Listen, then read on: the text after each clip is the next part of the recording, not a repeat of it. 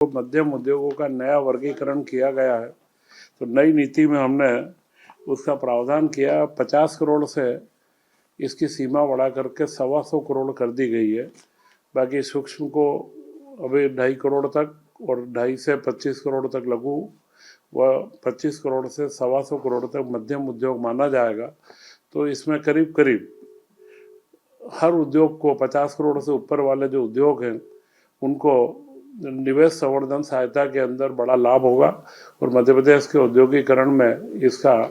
महत्वपूर्ण योगदान रहेगा। इसी के साथ में महत्वपूर्ण बदलाव जो करा है कि जो पिछड़े क्षेत्र हैं, कुछ ऐसे ब्लॉक चिन्हित किए जा रहे हैं कि जहाँ पर औद्योगिकरण की गति कम है,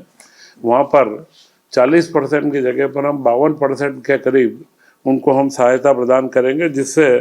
पूरे प्रदेश का एक समग्र विकास हो, हर जिलों के अंदर निवेश की संभावनाएं बढ़े। तथा इस बार हमने एक्सपोर्ट के लिए मध्य प्रदेश से एक्सपोर्ट को गति बढ़े, इसके लिए जो भाड़ा यहाँ से लगता है कंटेनर का, उस फ्रेट के अनुदान की एक व्यवस्था नई की है, जो कम 40 लाख रुपए प्रति वर्ष और 2 करोड़ रुपए अधिकतम उसको 5 साल में हम देंगे। 50% फ्रेट अनुदान के रूप में देंगे। यह पहली बार यह प्रावधान लाया गया है। और अगर फॉरेन का कोई डायरेक्ट इन्वेस्टमेंट आता है तो उसके निवेश के ऊपर भी अतिरिक्त सहायता हम लोग प्रदान करेंगे। तो यह ऐसे महत्वपूर्ण बदलाव हैं जो अगले नए युग के लिए हमारे यहाँ के उद्योगों को तैयार करना, और उसी के लिए हमने R&D के लिए अगर कोई फैसिलिटी बनती है तो उसके लिए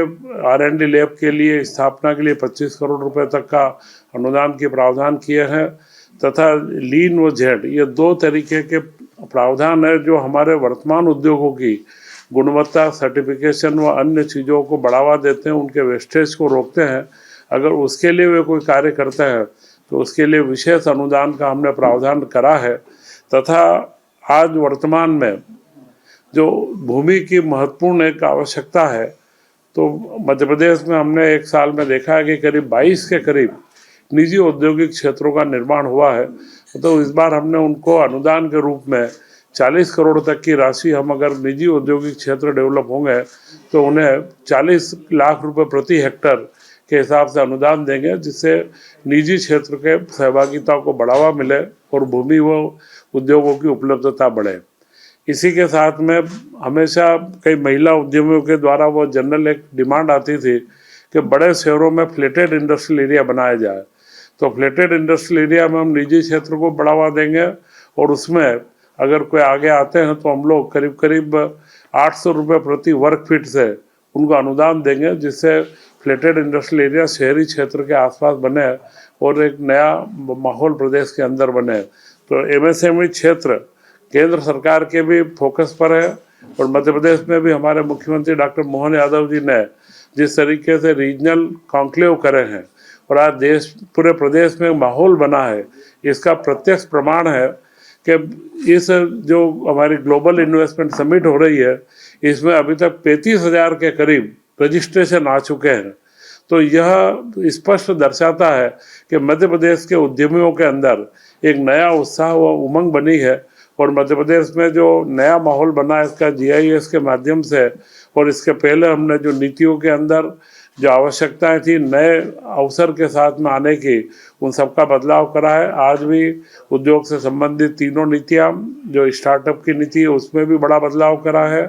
भूमि आवंटन की नीति जो लघु मध्यम उद्योग की थी उसमें भी हमने परिवर्तन करे और 3 नीतियों को आज पास किया गया है। मैं ऐसा मानता हूँ कि मध्य प्रदेश के अंदर जो स्टार्टअप नीति हमने मुख्यमंत्री जी के नेतृत्व में बनाई है, वो स्टार्टअप नीति जहाँ से विचार पैदा होगा किसी भी हमारे युवा के, तब से उसको हम सहयोग देंगे और वो जब तक फ्लेरिश होगा